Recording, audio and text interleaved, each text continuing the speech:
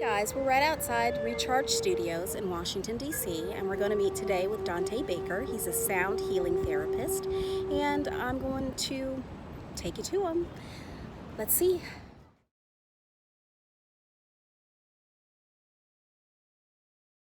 Hi, Healing Hearts. It's me, Tony, again, and today we're here at the beautiful and peaceful Recharj Studio in Washington, D.C., and we're here with a very enlightened individual here, Danté Baker, and his modality of healing he has several modalities of healing. And what we're discussing today are singing bowls, is that correct, and sound healing. So, Danté, I'm going to let you tell our healing hearts what you do and what brought you to it. And yeah, absolutely. So hello, my name is Danté Baker, and this is the crystal bowls. These are crystal bowls, and these are metal bowls. And what drew me to these is all my life I've been surrounded by different holistic healers and people from various regions doing sound healing, people who were shamans from Peru to people who did a lot of chanting and mantras from India. And in particular, there was an ashram that I was a part of, and they had singing bowls and crystal bowls, and I was really fascinated when I was really younger. And so it just became an interest, and I can really feel the vibrations when chanting and also using the sounds. And then I think when I was like around 19 or 20, I started to collect more crystal bowls and Tibetan bowls, and started going to different yoga studios and different holistic healing places, and it just became something I've done ever since. Okay, so Danté, you told me about like your mother and how you started. Like you have been started in the healing arts since you were young. Mm-hmm. And I'd like to know, for you, what is the biggest impact that therapies like these, things that people usually think of as alternative therapies, but they've actually been things that have been around for thousands of years. Yeah. How do you feel, about the best things that they impact, like mentally, or does it affect your brain, or does Yeah, it definitely does. I would say with sound healing such as this, we all use our own voice, and using our own voice is very healing in of itself.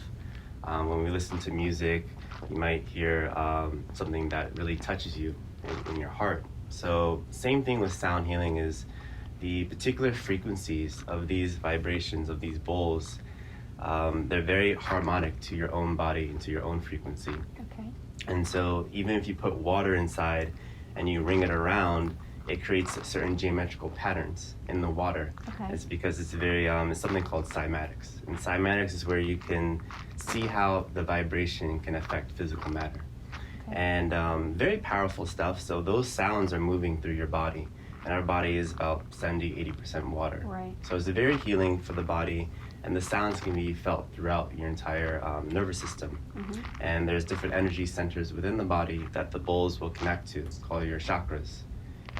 And so, people will feel a particular sound in their head or in their chest or any area that feels either pain too. When people have injuries, they might feel that vibration in the area. And it all has to do with harmonics and resonance. Okay. And so the frequencies are basically retraining your own frequency, your own body. And the idea is about balance. And all the systems of healing arts is about creating balance within inside. Okay. So it's basically just encouraging your body to heal itself. Okay. And as your body heals itself, tell me about the mental impact that it has, like on your positivity, on your your happiness and what you emanate. Yeah, so listening to these type of frequencies and these sounds, it creates something called binaural beats. So it's where sounds moves and travel from one side to the other, and it can change your brain waves. So when we're really busy and active and really stressed out, then we get to the beta brain waves. So this goes really fast. But when we're able to slow down and breathe, the sounds begin to affect your brain waves, and you're able to become more calmer, more relaxed. And when you go all the way down to the theta state, then you can get really into a deep meditative state. And even when you meditate for long periods of time, so for like 8 weeks, your brain structure changes, something called neuroplasticity. Okay. And so think of it as, let's say you're juggling, for several weeks. Your brain structure actually changes in different regions. And so they found out with meditation, you're become more happier, and it's located. You're able to see it in your brain structure. So like you're opening maybe more pathways? Different pathways, absolutely. So same thing with listening to sounds on headphones or just coming to a sound bath. You begin to feel really relaxed. Your brain waves really begin to change. Okay. And you can apply that same relaxed feeling through any situation that you come across. Okay. And I saw just how briefly before we started here how the when you were kind of warming up, or however you say, you were preparing, how that affected my grandson, and he's pretty chilled out right now, so that's pretty cool. So I can see how that can affect someone who would not have a biased opinion of it. Right. You see what I mean? And that's very impactful to me. Yeah, the sounds go right into like the prefrontal cortex, and it really helps with brain development, especially when babies are inside the womb. The first sense that begins to develop is the ears, is the auditories. So they're able to hear everything. Right. And even when they come out, it's like that's the sense that never gets turned off. It's on 24/7. And so you want to be able to hear really relaxing music, sounds such as these, and your brain does develop. Okay. So how long does like a usual singing bath or sound bath? Yeah, sound bath. How long are your usual sessions when you do that, and what can people expect? Yeah, so I usually do, let's say for a class, about 35 minutes or 45 minutes. Okay. If I have, let's say, 9 different crystal bowls and I have about 34 different metal bowls, I might do an hour-long sound bath, but it really feels really quick because you're in your own journey. Right. So people can just begin to feel the vibration. And then I would say I usually take people onto a guided meditation. But sometimes people have either colors, like when they close their eyes, the colors may come up. And then that's just the frequencies activating the different chakras, the different energy centers.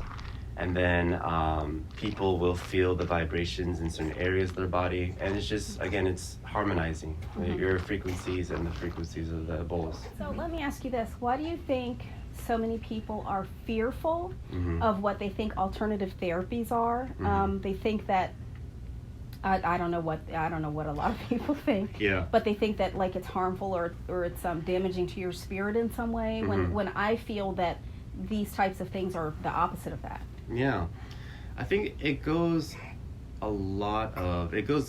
way back into where even like the times of like witches, when people thought of witches, just women working with herbs and things like that, they thought, oh, like it must be from the devil. Right.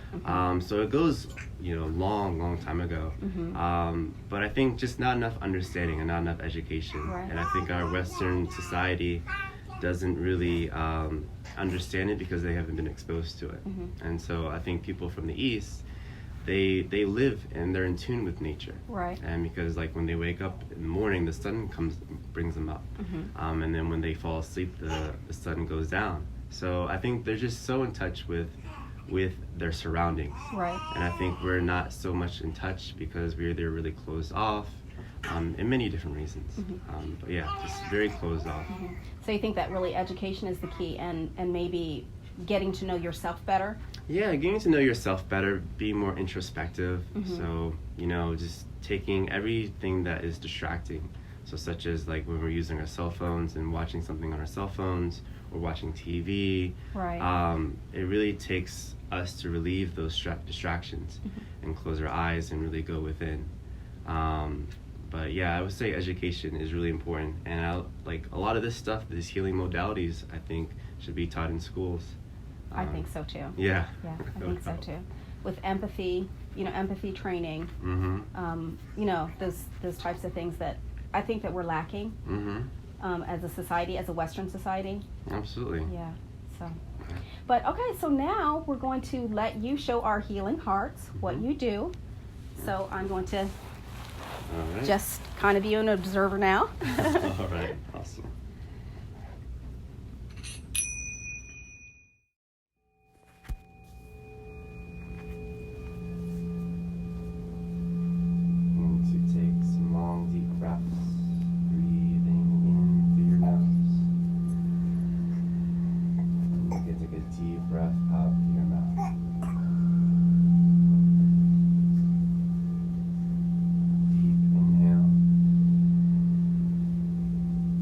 Deep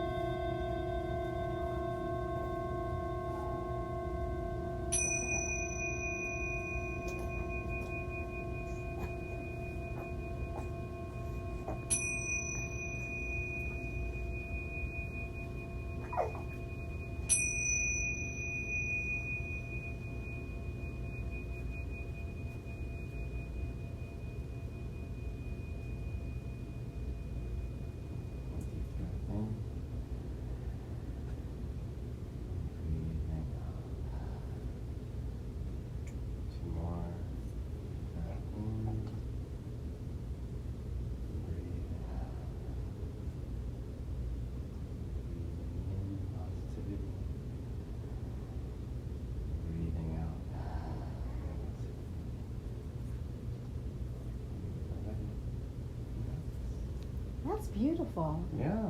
How did you feel? I felt good. And there's a feeling, and I don't know how I can describe this to you. There's a feeling that I had when I was young. When I would go to sleep, I would be able to relax, and I would be able to see like white doing this, and I just felt that. And that is so, it's kind of strange, but okay. that's the peace. I can understand if you're getting used to this in regular therapies, how it could just affect you. If it made me feel, it made me feel that rising in me. Yeah, that's wonderful. Yeah, it's very relaxing, and sound and colors, they work the same. So the frequency, if it's like a low frequency, it'll move like this, and it can be like the color red. Or if the frequencies begin to raise up, like higher and higher, it could be blue, violet, some people see violet, or even white too. The vibrations move really fast. Yeah. I haven't felt that since I was like little. Yeah. Wow. Sounds can really recreate that experience. That's funny. That's kind of like smell.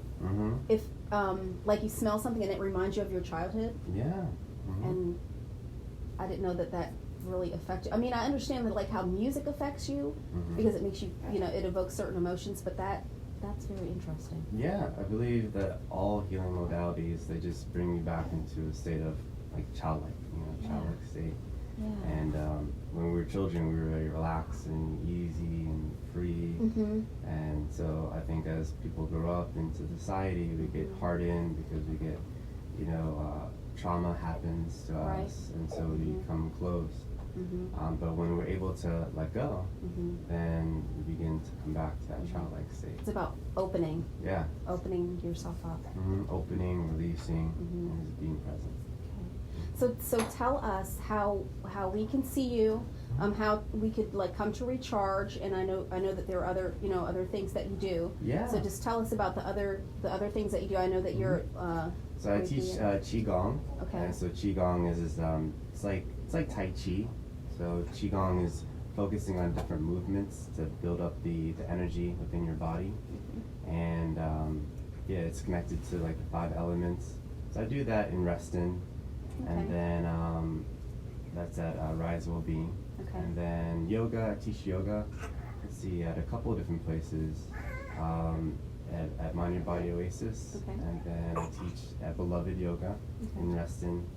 And then I do sound healings here in DC at Recharge. Okay. And on Facebook or Instagram. Also I have a YouTube channel. Okay. So I'll just post.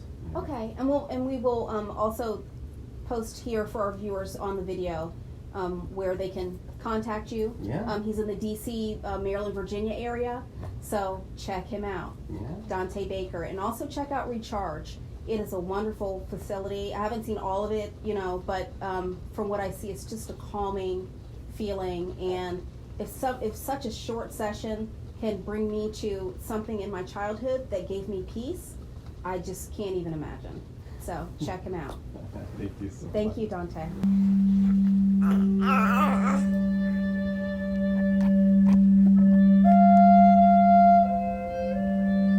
know I'm not as steady as you.